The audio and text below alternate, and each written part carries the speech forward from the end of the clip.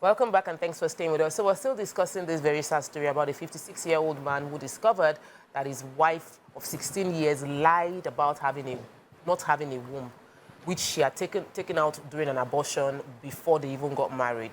And we've been discussing forgiveness. Everybody's option is that he should go and marry another woman to give him children. And Amaka was like, there are other options beyond that. You can do surrogacy, you can do adoption, and all of those kind of things, you know. So she was speaking so passionately, and I could feel her vibration. But we have some comments online. We'll take them before we move on to another topic. Okay, so Joseph said that God will forgive her. Marriage is for better, for worse. They should sort it out. Moses Lowell says, the heart of a woman is a deep ocean of secrets.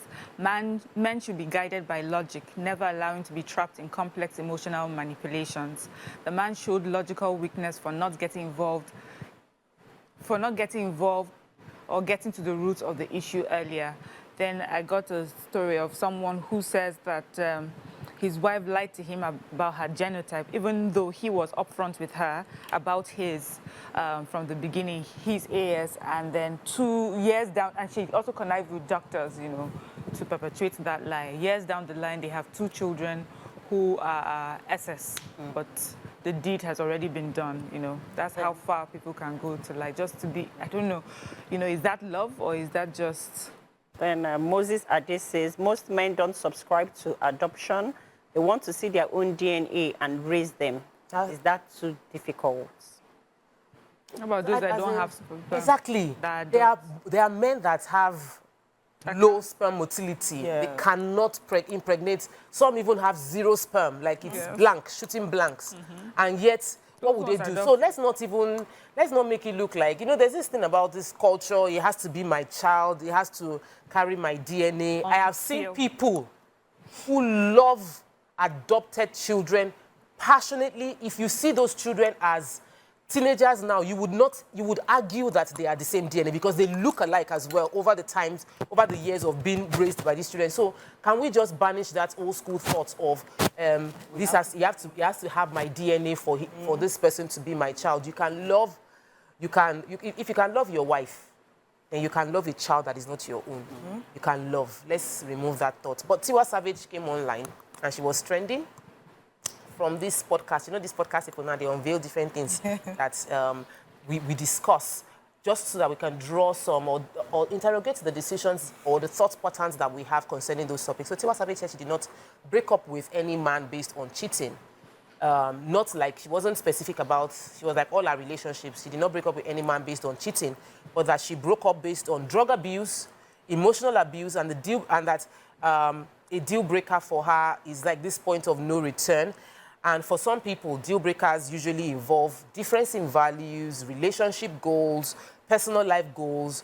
What is your deal breaker, and what would you rate as a major deal breaker? Because another podcast that we're going to talk about was talking about the fact that that men don't cheat because they love another person. They usually just cheat because opportunity arises. So that cheating is not a reason for you to break a relationship, because he can love you and still cheat. And so maybe the opportunity just showed up and he said, let me just do this one.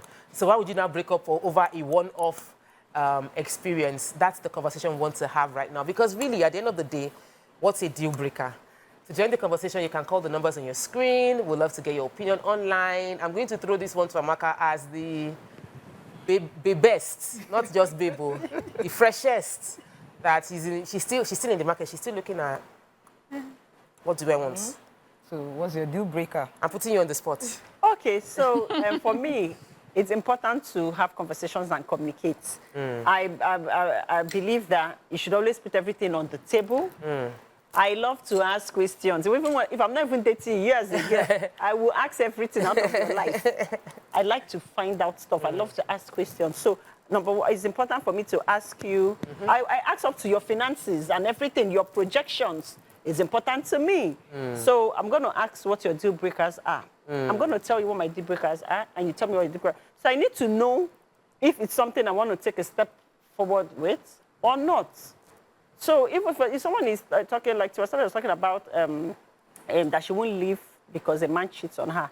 But that she can leave for emotional abuse. But cheating is an emotional abuse. if he does it in your face, Yes, cheating is or you emotional find out, abuse. and you feel Yes. emotionally like, And then, But if you don't know. And then, but we need to also realize something. Like I always say on this show, we are a product of our environment. Some of us grew up in polygamous environment settings, while some of us did not. Exactly. So if you grew up in a polygamous environment, what you would tolerate might be different. Yeah. Right? And if you also grew up in a monogamous environment and then you saw so much kata or certain things that you feel that maybe a partner stepping out would have also helped to shape the narrative or maybe calmed certain waters, depending on what's going on in terms of intimacy between partners, right? Because even partners at some point might agree, like, okay, something is not happening here, maybe because of medical condition or whatever. One partner has to step out. Yeah. So at the end of the day, it's about communication. What are your deal breakers? And your deal breakers can keep changing over time. It's allowed to change. My deal breaker today might not be my deal breaker tomorrow, depending on the circumstances that we find ourselves in. So what I might say I will not tolerate today, depending on my circumstances and what is happening, I might decide to tolerate that thing tomorrow. So we're all different. At the end of the day, man, know thyself. so true. Okay, so for polygamy, for me, I think a lot of people misinterpret this polygamy the way it's done. So polygamy, it doesn't mean that because I can marry another wife, does not mean that you should be promiscuous, you should be up and you should be outside doing all sorts of things. No, there are rules. And it's still the same thing. You don't go and start sleeping around before getting married. You still go, it's the normal way, you know, courts, you know, people should do your courtship, but no sex, no any form of intimacy, and then you get married and you come into the house. It's done like that. So even after you get married and you're still outside, then you're not practicing polygamy. You're being promiscuous and all. So for me, I would say, for people who are married, I would say that cheating is not shouldn't be a deal breaker. The only thing, to me, what should be a deal breaker is domestic violence, if it is very, very hard. Why I'm saying cheating shouldn't be a deal breaker is because at some points, you know, sometimes your goals in life, at some point in marriage, it will not align anymore. There are some things that, okay, so if, for example, I got married at the age of, say, 27, what my likes are at the age of 27 will definitely change at the time I'm 30, 32, 33, you know, like that. So many things will come in, so many things will happen. And when those things are happening, it's for us to grow. It's a sign for us to grow and all. So for me, if a man is cheating, I'll just tell a woman, look, all you need to do is focus, take all the attention, put all the attention on yourself. This is for married people, women who are married. Just carry all the attention and focus it on yourself. Improve yourself, grow yourself. Join a girl group. You know, get yourself occupied.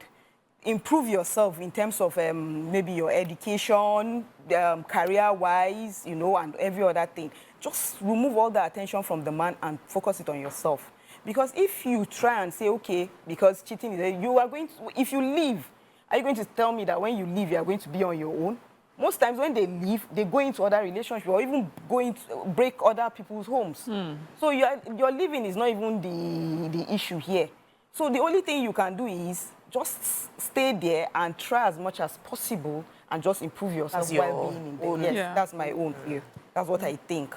Because I don't agree with that. Because the cheating, because they are not... Well, Tiwa Savage forcing it down obviously our also throats. agrees with you when it comes to cheating. And, you know, one thing I would say is you're right about deal breakers changing over time. I know a few people, in fact, for us here, conversations in the beginning for cheating, no, yeah. But I've seen us evolve, you know, especially with the married women. I've seen, like, people in marriages when they're starting out, will be screaming that cheating. If you try and look like you're cheating, even this is the end. But I now notice that women who have been in marriages longer and have children tend to almost rationalize this cheating. Like it's not the biggest thing that they can leave their marriages for. There are other things after all the years I've invested in. But what I found interesting about Tiwa Savage, you know, and I think it's smart, and I think we should talk about it a lot more. She said, drug abuse. Drug abuse emotional abuse, you know, physical abuse, yes, that's something that we'll talk about, but emotional abuse, a lot of us don't even know how to articulate it. We don't even understand it, like how to express it to someone, but we just know that we're abused. A person just feels that I am going through something.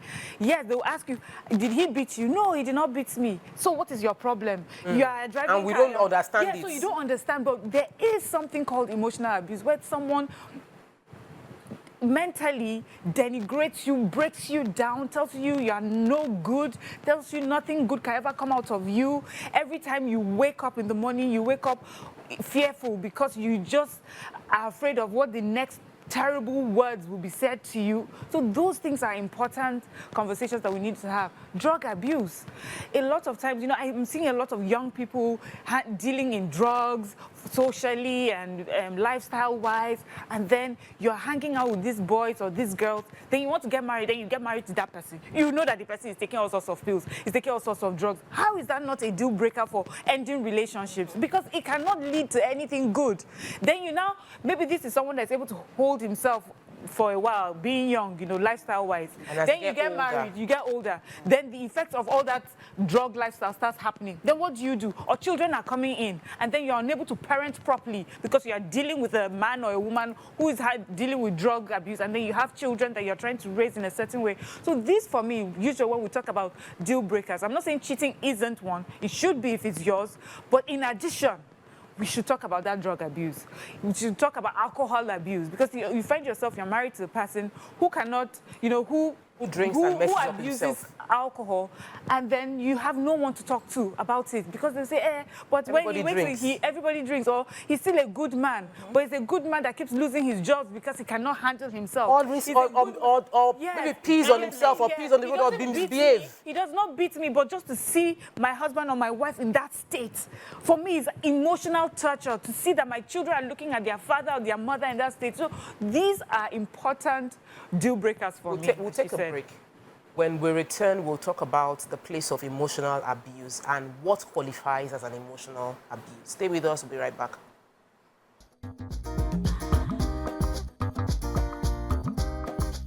Stay tuned. Your View will be right back.